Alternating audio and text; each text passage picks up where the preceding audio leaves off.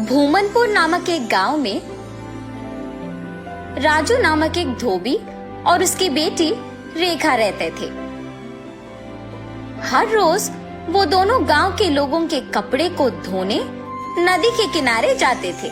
वहाँ वो कपड़े धो के सुखाते थे और तब सूखे हुए कपड़ों को उनके घर ले जाते थे। राजू उन कपड़ों को इस्त्री करता था और रेखा इस्त्री किए हुए कपड़ों को तय करती थी। तब जिनको जो कपड़े लौटाना है उन्हें अलग अलग जमा करती थी। ऐसे हर दिन वो मेहनत करके पैसे कमाते थे और ऐसे ही कुछ दिन बीत जाते हैं। एक दिन नदी के किनारे जब राजू अपनी बेटी के साथ कपड़े धो रहा था, तब एक भूत उन्हें देखना शुरू करती है।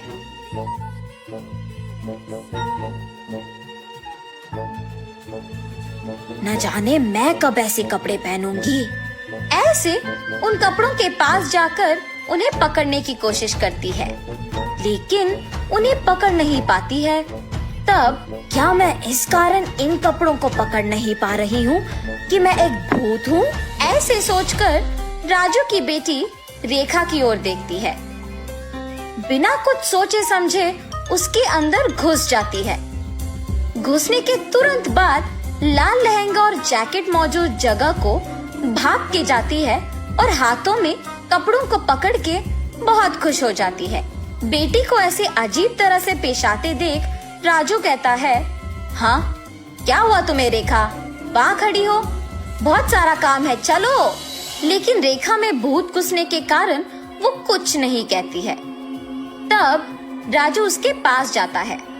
रेखा गुस्से से अपनी पिता की ओर बड़ी आंखों से और लंबी नाखून के साथ देखती है। उसे ऐसे देख उसके पिता डर जाते हैं। पापा, मुझे ये अच्छा लगा है और मैं यही पहनूंगी, ऐसे कह के वहाँ से चली जाती है। रेखा को ऐसे देख उसके पिता डर डर के घर धीरे से सारे कपड़े लेके पहुँचते हैं। तब तक रेखा वहाँ उसको जो कपड़े पसंद आए वो सारे पहन के तैयार होती है। अपने आप को वो सुंदर कपड़े पहने हुए आईने में देख बहुत खुश हो जाती है। हम सबको वो दिखने में रेखा थी, मगर उसको उसकी असली रूप एक भूत के ही रूप में दिखती थी। और ऐसे ही हर रोज आए हुए कपड़ों में अपने पसंदीदा कपड़े चुनकर उन्हें पहन के तैयार होके अपने आप को आईने में देख खुश होती थी। दिन प्रतिदिन उसका तैयार होने की चाहत बढ़ती जाती है। राक्षस की तरह अपनी बेटी का व्यवहार देख राजू परेशान होता था, मगर अपनी बेटी की सच्चाई को किसी से कह भी नहीं पाता था, और अगर कहा भी तो वो ये सोच के डर जाता था कि उसका नतीजा क्या होगा।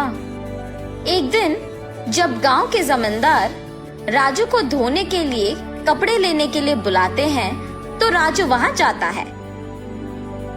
कपड़े लेके जब राजू वापस घर पहुँचता है तो सारे कपड़े बाहर निकालता है। तब रेखा उन कपड़ों के पास आके उसमें पीले रंग लहंगा और लाल जैकेट लेके वहाँ से चली जाती है। जब राजू को कपड़े लौटाने का समय आया तो वो देखता है कि उसमें पीली लहंगा और लाल जैकेट नहीं है। तब वो सोचता है कि जरूर ये रेखा के ही पास होगा। रेखा के कमरे में जाके देखने पर वो उन्हीं कपड़ों में तैयार होके आईने के सामने खड़े होके अपने आप को देखते ही रहती है।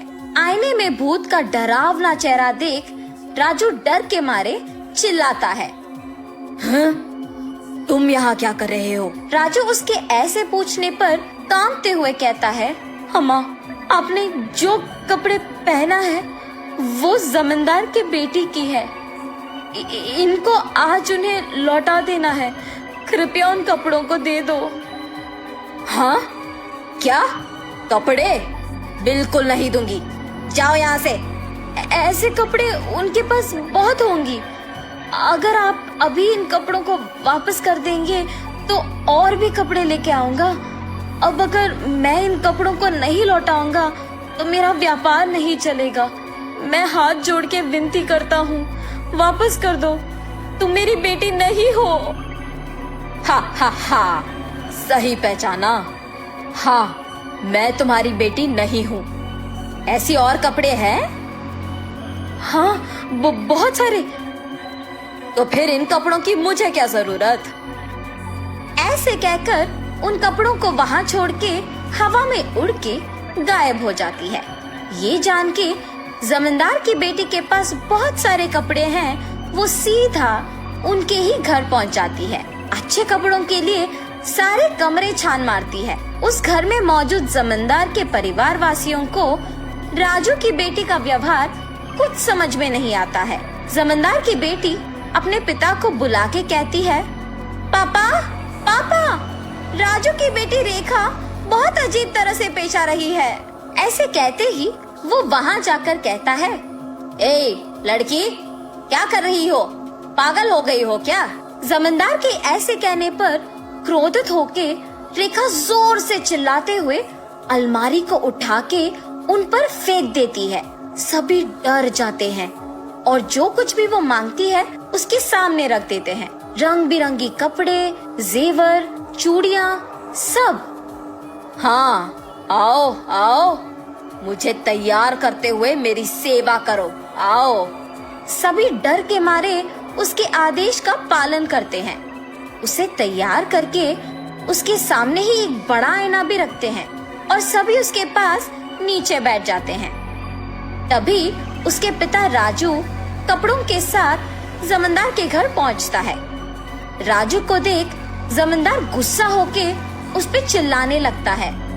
वो देख रेखा उसकी शक्तियों का उपयोग करके जमींदार को नीचे गिराती है।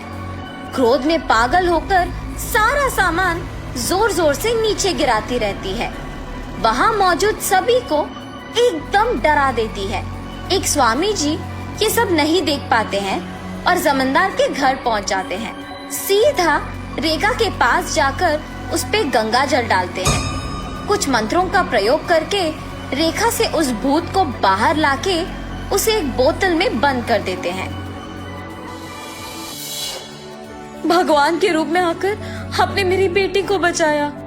उस स्वामी जी का धन्यवाद करके जमींदार से भी माफी मांगकर वहाँ से चले जाता है।